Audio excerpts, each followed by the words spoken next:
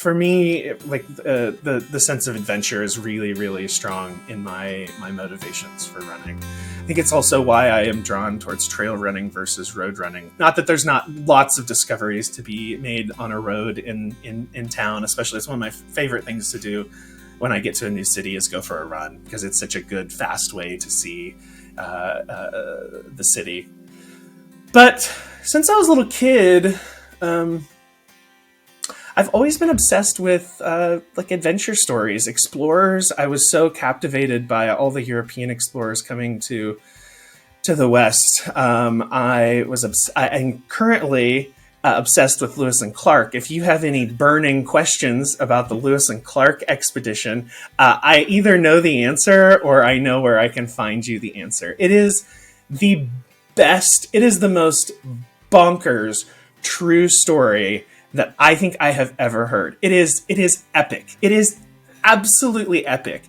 I have been obsessed with adventure since I was a little kid. And I think that's why I enjoy trail running. I really enjoy fast packing. I love when I can like take a quick little bivvy or a little tarp and just go sleep on a rock somewhere and then get up and keep going the next morning. I love that. It really scratches that adventure itch for me.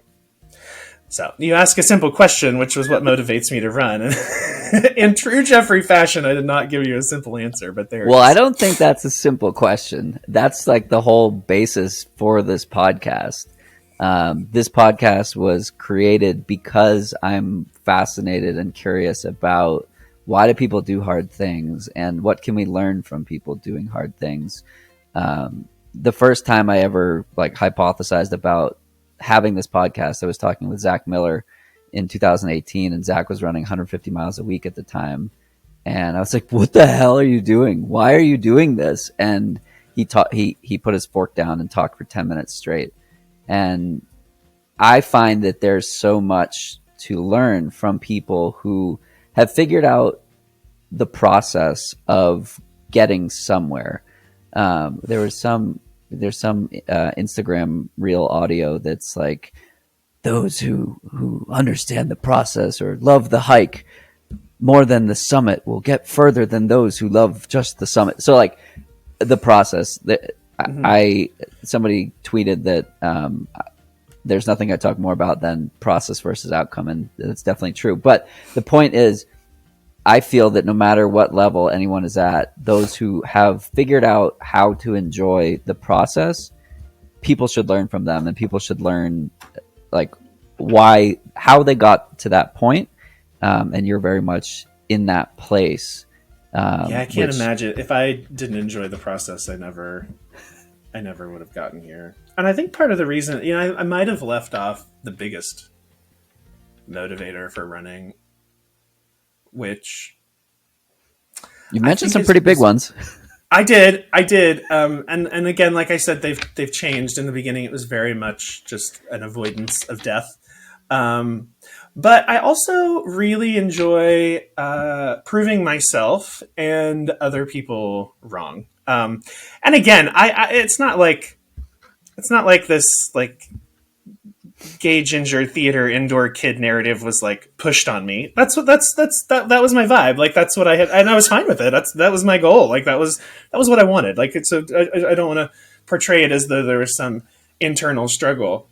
But that being said, it is so rewarding to have these moments, whether it's a training run or a 100-miler that I didn't think I could finish. It's so fun to have these moments of realization where I'm like, you know what?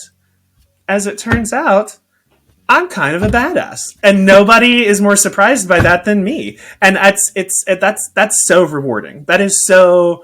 I love when people meet me and they get to know me, and then I reveal like, oh yeah, well I was in the mountains for a few days this weekend doing 98 miles, and they're like, minds are melt. Like I love that. I love being.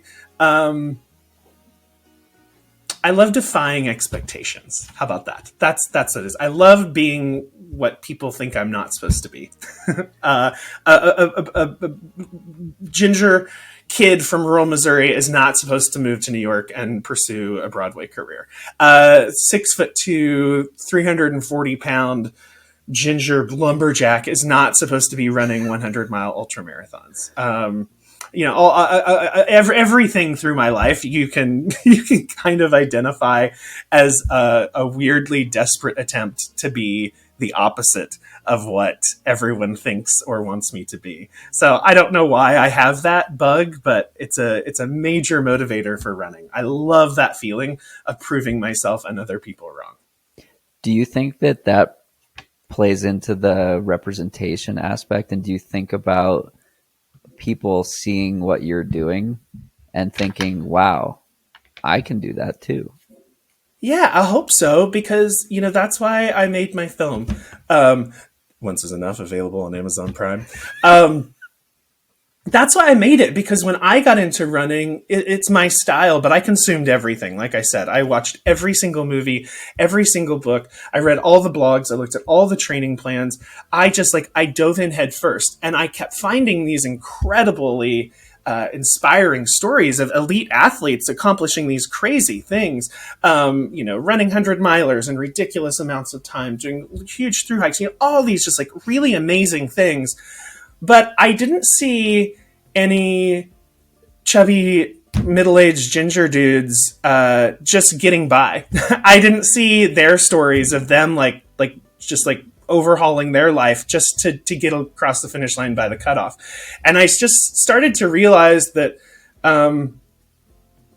there was a half of the demo that wasn't being reached out to. Not that everyone doesn't enjoy, again, and isn't inspired by watching the best of the best do what they do, but I think there's also a lot of value in watching someone like me who, with a different personality, would probably be too self-conscious, too scared, too intimidated, too all these things to even go out onto a trail. And I thank God that I am a space cadet, that I'm aloof, that I'm whatever it is that allows me to not feel that same pressure.